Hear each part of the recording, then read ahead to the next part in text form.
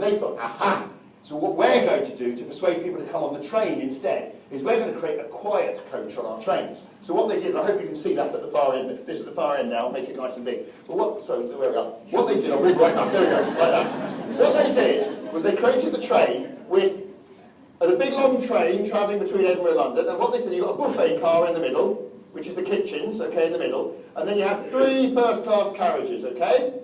And what they said is, we'll make one of the first-class carriages the quiet coach, okay? That way, people won't get disturbed, because people have their breakfast, and there's trolleys, and there's all sorts of things, so we'll make it the quiet coach. Which coach did they make the quiet coach? Absolutely, that one there. So when you get in the quiet coach, all morning you've got these trolleys going up and down and waking you up and whatever. I mean, it's just, why don't people think of this? I mean, I met their customer service director a while ago, and I explained it to him, and he said, oh, we didn't think of that. I thought, how can you not think of it? You know, it's just simple. You've been sitting in your office looking at graphs instead of getting out and seeing what it's really like to be a customer, and that's the problem.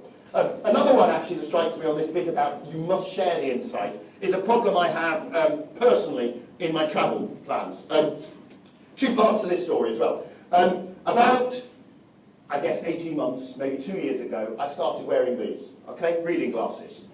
Because your arm is a fixed length, it can't get any longer. You can't walk on the train any longer. See afterwards. And that's been a problem, I leave them everywhere, I'm always forgetting them. But the other part of the story is I travel a lot, and I stay in hotels a lot. Okay, put the 2 stories together. When you're staying in a hotel, what is the one thing you do not carry into the bathroom with you in your hotel room? Your reading glasses. But what are you faced with every time you go into a hotel bathroom? Yeah? These things. Okay? Very nice and convenient, they're nice and small. To make the bottle small, they've also done something else. They've made the writing very small on the bottle. These 3 bottles have been travelling with me for the last, probably 8 months. I have no idea what is in any one of these bottles. Absolutely no idea. Now, that happens in every hotel I go to. So, silly little problem again. Right, so, it's not a big issue, it's just a minor irritation, okay? So, when the cleaner is in my room, quite often I say to her, you know, little thing, it's not a big issue, but just one little thing, a bit of feedback, you know. It'd be really good if you could make the writing bigger on these bottles, because it's really difficult to read. Do you know what she says?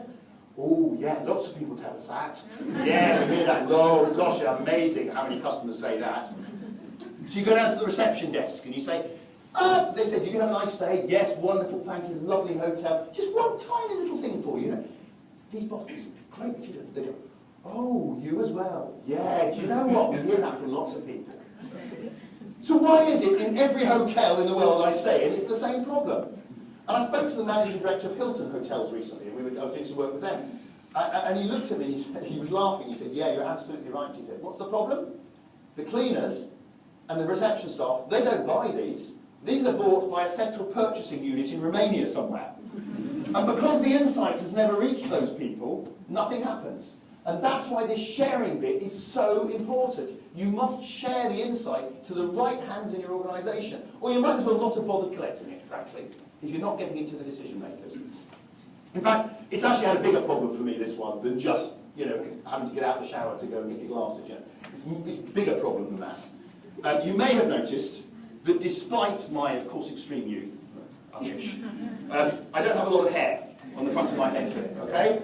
Now, you may think that's something about my family background, genetics, heritage, DNA, something. It's not. The reason I don't have a lot of hair left on the front of my head is because I have spent years and years standing in hotel shower rooms pouring mouthwash onto my head.